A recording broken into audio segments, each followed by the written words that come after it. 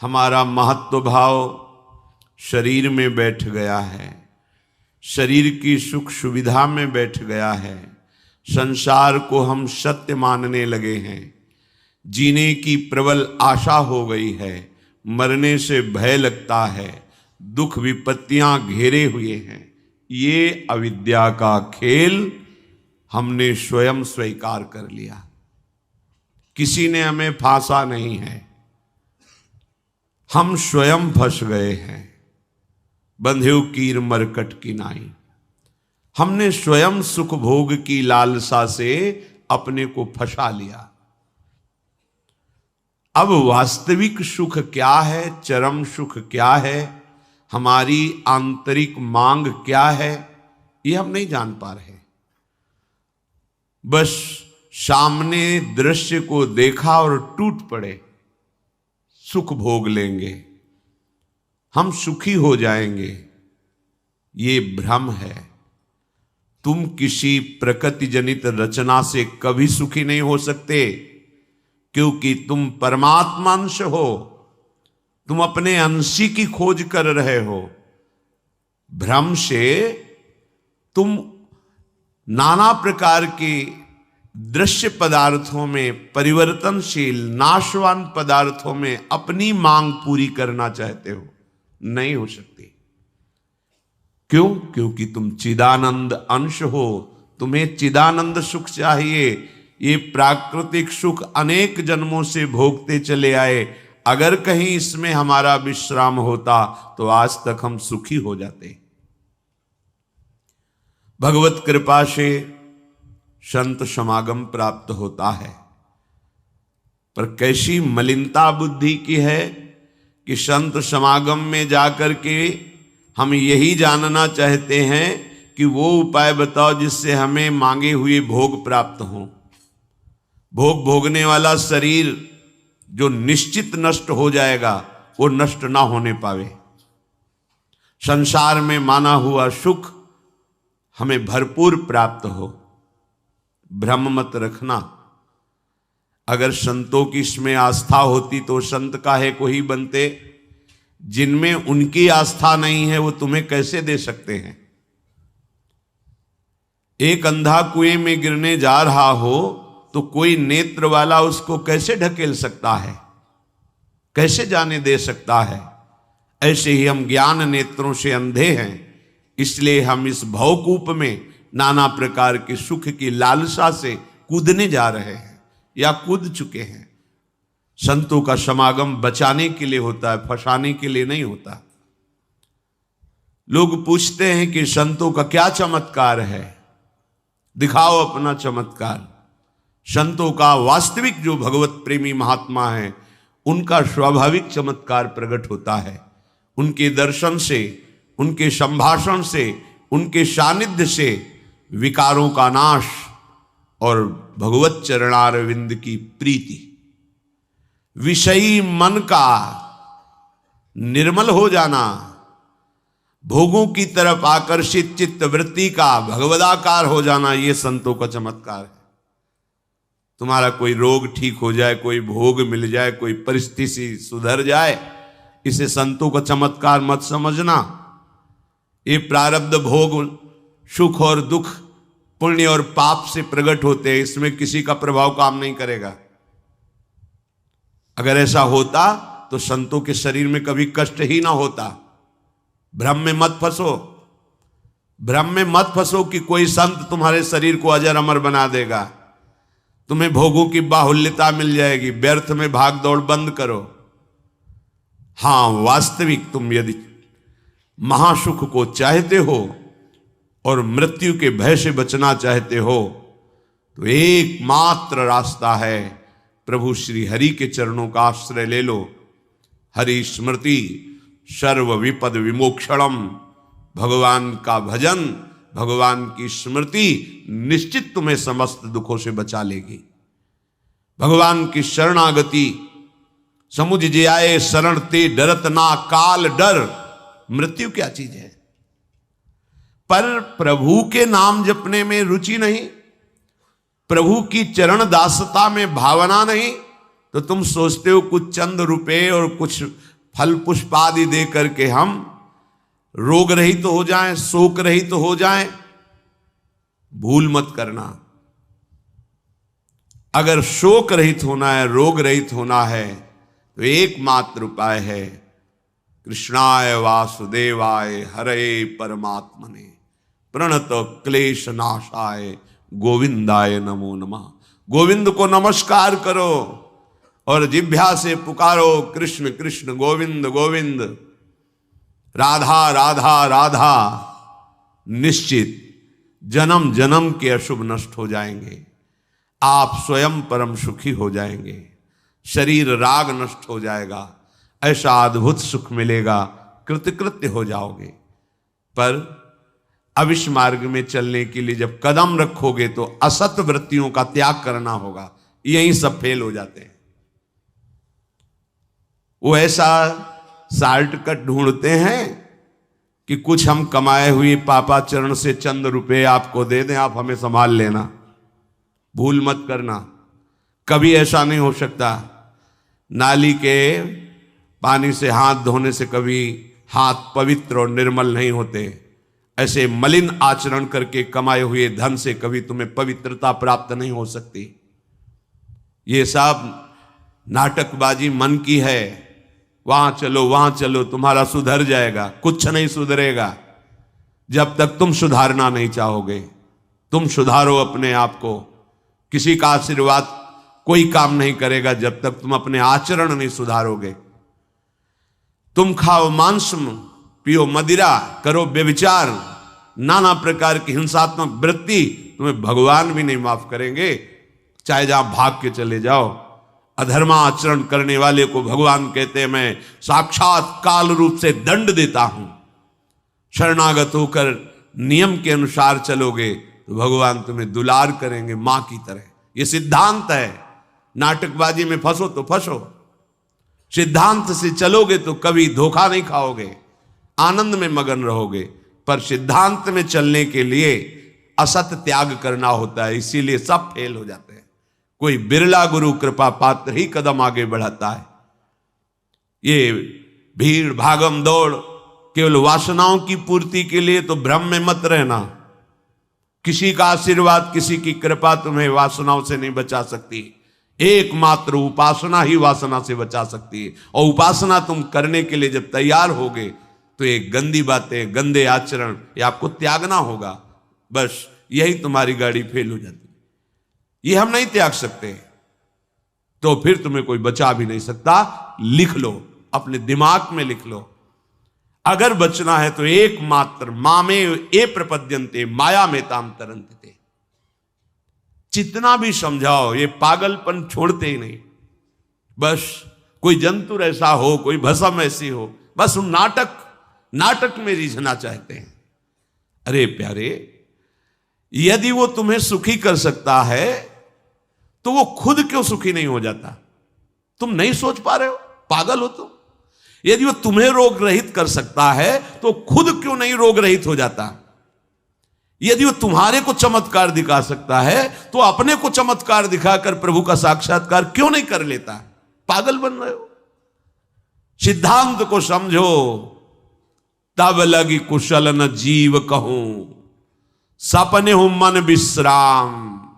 जब लग भजत न राम कहूं, शोक धाम तज काम। जब तक शोकों का खजाना एक कामनाएं, इन कामनाओं को प्रभु के चरणों में समर्पित करके भजन नहीं करोगे, स्वप्न में भी सुख नहीं मिलेगा। जागृत की बात जाने दो। जो चाहत है नित्य सुख, अरु मन को विश्राम। यही सब चाहते हैं।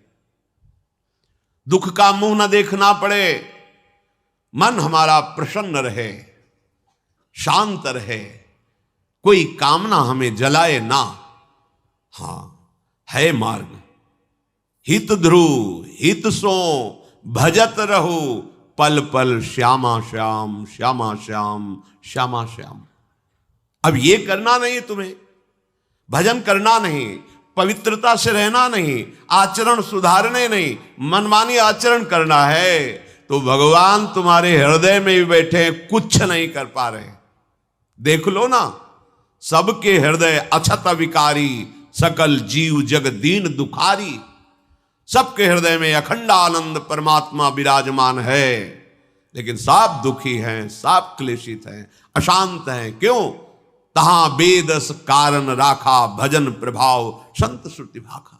भजन नहीं कर रहे हो, इसलिए भजन किए बिना कुछ नहीं हो सकता। मान लो हमारी बात, कहीं भागने की जरूरत नहीं। राधा राधा राधा सब ठीक कर देंगी लाडली जो, बड़ी करुणामयी है। यदि आप भजन नहीं करोगे तो वारी मथे घृत होए बरु सिकता ते बरु तेल, बिनु हरि भजन न भवतरी, या सिद्धांत अपेल। इसे कोई काट नहीं सकता, अपेल सिद्धांत है। विनिश्चितम बदामि तेन अन्यथा वचांस में, हरिम भजन्ति ये नरा भवसागर तरन्ति ते। पानी को मथ करके बड़ा चमत्कार कर लो, घी निकाल लो, हो सकता है। बालू को पेर करके तेल निकाल सकते हो सकता है। असंभव को तुम ये संभव कर सकते हो, पर भजन के बिना तुम दुख से निवृत्त नहीं हो सकते। गोस्वामी जी का ये अटल विश्वास, महापुरुषों का अटल विश्वास, शास्त्र का अटल आदेश, बिना भजन किए तुम्हारे अशुभ कर्म नष्ट नहीं होंगे, और अशुभ कर्म नष्ट हुए बिना तुम सुखी नहीं हो सकते। सिद्धांत से चलोगे तो सुखी हो जाओगे, नहीं भटकते घूमोगे, पूरा जीवन नास्तिकता और अश्रद्धा में उतर जाएगा। सिद्धांत से चलोगे तो कृतकृत्यता का अनुभव होने लगेगा, और नाच नाच कर कहोगे वाह, संत समागम का क्या फल होता है, ये मैं पा गया। पायो जी पायो मैंने, राम रतन धन पायो। मारा घूम रहा है जीव, कोई औषधि मिल जाए, कोई भस्म मिल जाए, कोई जंतुर बांध दे, कोई आशीर्वाद दे दे। अरे पागल हो, तुम्हारे कर्म ही तुम्हें दंड देंगे, तुम्हारे कर्म ही तुम्हें सुखी करेंगे। हां, हम कैसे अपने कर्मों को सुधारें, यह है संत समागम। आप अपने द्वारा अपना उद्धार कीजिए, कोई तुम्हारा उद्धार नहीं कर सकता। उद्धार की युक्तियां, उद्धार का मार्ग, उद्धार के सिद्धांत और सहयोग ये संतों से प्राप्त होता है। आशीर्वाद से उद्धार नहीं होता, आशीर्वाद से सुख दुख की निवृत्ति नहीं होती, वो ज्ञान से होती है। उसके लिए आपको भजन करना पड़ेगा, सत्य आचरण में चलना होगा, दुख को सहना होगा, सुख को दबाना होगा, उसमें अभिमान करके फूलना नहीं होगा। तब आप उस महासुख में पहुंचोगे जिसे चरम अवस्था का सुख कहते हैं। संत समागम दुर्लभ इसी बात के लिए है। इसका मतलब ये नहीं छूछा करके तुम्हारे दुखों का नाश हो जाएगा। भाग लो, पूरे ब्रह्मांड में जाओ, अगर कहीं सुखी हो जाना तो बताना हमें आके। समझना ही नहीं चाहते। भगवान कृपा करके बोल रहे हैं, औरों की तो बात क्या है, अब समझ लो। श्री भगवान कह रहे हैं, इदम तुते गृहतमं प्रवक्ष्याम्यनसूयवे, ज्ञानम विज्ञान सहितम यज्ञात्वा मोक्ष से अशुभात्। हे अर्जुन, ये मैं तुम्हें बहुत गुह्य बात कह रहा हूं। क्या होता है जब हृदय की बात कुछ कहने को आती है तो बार बार कहा जाता है कि आप अन्यथा मत सोचना, सत्य सत्य सत्य कह रहा हूं, ये बात तुम केवल समझ लीजिए। मतलब वो विवश होकर अपने हृदय की बात तुम्हें दे रहे हैं, जो छुपाए रखे जीवन भर वो तुम्हें दे रहे हैं, पर अनाधिकारी होने के कारण वो बात पकड़ नहीं पाते। संतों की बात में ही तुम्हारा कल्याण छुपा हुआ है। उनकी बात मान लो, फिर आप देख लो कैसे आपकी अध्यात्म उन्नति होती है। आप जो भी करेंगे वो अहम की धरा से होगा। अहम की धरा लोक लोकांतर तक ले जा सकती, लेकिन जीवन मुक्त नहीं कर सकती। जीवन मुक्त होने के लिए अहम का विसर्जन चाहिए, वो होता है गुरु कृपा से, संतों के वचनों से। विश्वास कीजिए, बिना संत वचन गुरु वचन पर चले कोई जीवन मुक्त नहीं हो सकता। अगर जीवन मुक्त नहीं हुआ तो सब किया कराया माटी हो गया। चाहे ब्रह्मलोक जाओ चाहे स्वर्गलोक जाओ, आना तो यही पड़ेगा लौट के। तो फिर क्या हुआ, एक विशाल स्वप्न सुखद समझ लो, जगे तो फिर वही मृत्युलोके विशंति। भगवान कह रहे मैं बहुत गुह्य बात बता रहा हूं, अत्यंत गोपनीय बात, गोपनीय जो अभी तक छुपाए रखा है हृदय में। ये जो ज्ञान सहित विज्ञानानंद घन का मैं तुम्हें वर्णन करूंगा, ये अनुसूयवे, दोष दृष्टि से जो रहित है वही समझ पाएगा। दोष दृष्टि से रहित, जब भगवान अवतार लेते हैं तो मनुष्य जैसी लीला करते हैं, यही सुख देने के लिए तो वो अवतरित हुए, अपनी महिमा से घटे हैं, उतरे हैं। अवतार का मतलब होता है अपनी महिमा से उतरना। भगवान की जो अनंत महिमा है उससे उतरते हैं, हम उनको देख पाएं, उनसे बात कर सके, उनके साथ खेल सके। वो ऐसे उतरकर हमारे समान लीला करते हैं। उनकी लीला को देख करके अगर किसी को दोष दृष्टि होती है तो बोले इस गुहितमम के सुनने का अधिकारी नहीं। जब हम भगवान को भगवान न मानकर व्यक्ति मानते हैं तो हमारी दृष्टि वैसे ही दूषित हो जाती है। वैसे केवल भगवान की ही लीला हो रही है, पर हमारी दृष्टि दूषित होने के कारण हमें व्यक्ति दिखाई देता है, स्त्री पुरुष दिखाई देते हैं, गुणात्मा महात्मा दोषात्मा ऐसा सब भेद नजर आता है। पर यहां जो भगवान कह रहे हैं कि जो मेरे पर दोष दृष्टि ना रखता हो, अरे बड़े बड़े परमहंसों का जहां प्रवेश नहीं वो भगवान का रास है। जहां ज्ञान समुद्र भगवान शिव भी प्रवेश पाने के लिए ललचाए और भगवान श्री कृष्ण की मंद मुस्कान से गोपी स्वरूप होकर प्रवेश पाए। बोलो ज्ञान समुद्र भगवान शिव जिस रास रस के लिए ललचाए, वो रास रस प्राकृतिक स्त्री पुरुष का मिलन हो सकता है क्या? पर अनाधिकारी के तो क्या उपहास, ऐसा के तो इसलिए भगवान यह कह रहे हैं कि जो अनुसूयवे प्रवक्ष्याम अनुसूयवे, जो मेरे से दोष दृष्टि नहीं रखता। अब आप केवल मेरे ही आज्ञा का पालन करेंगे, मैं जैसा कहूंगा उससे एक कदम पीछे नहीं हटेंगे। हो भाग्य, कितनी कृपा कि मुझे समस्त प्रपंच से समेटकर एक मार्ग में लगा रहे। जहां श्रद्धा है तो वहां शब्द दूसरा भाव निकाल देगा, और जहां दोष दृष्टि वहां भाव दूसरा निकाल देगा। इसलिए श्री भगवान कह रहे मैं अत्यंत गोपनीय बात तुमसे कह रहा हूं हे अर्जुन। अपने प्रियजनों से, प्रिय शिष्यों से बात कही जाती है। तब तक गीता जी का श्री भगवान ने उपदेश अर्जुन जी को नहीं दिया जब तक मित्र भाव रहा, नहीं दिया। सारथी पद पे बैठे हैं, आज्ञा की दोनों के बीच में रथ, इधर सेना कौरवों की पांडवों के बीच में, भगवान बीच में खड़ा कर दिया। जब देखा मोह ग्रसित हुए, निवारण में असमर्थ पाया, तो भगवान की शरण में होकर के कार्पण्य दोषो भरत स्वभावा प्रछामि त्वाम धर्म सम्मूढ़ चेता। हे प्रभु, अब मेरे में सामर्थ्य नहीं रहेगी कि मैं निर्णय कर सकूं कि मेरे लिए श्रेय क्या है, परम कल्याण क्या है, ये आप जानते हैं। प्रभु कुछ नहीं बोले, तो बोले शिष्यस्ते हम साधिमाम त्वाम प्रपन्नम, मैं आपका शिष्यत्व स्वीकार करता हूं। हे जगत गुरु श्री कृष्ण उतरे साष्टांग दंडवत हुए और कहा मैं आपका शिष्य हूं, और ऐसा शिष्य हूं जो पूरा समर्पण किए, प्रपन्नम, मन वचन कर्म से आपको समर्पित हूं।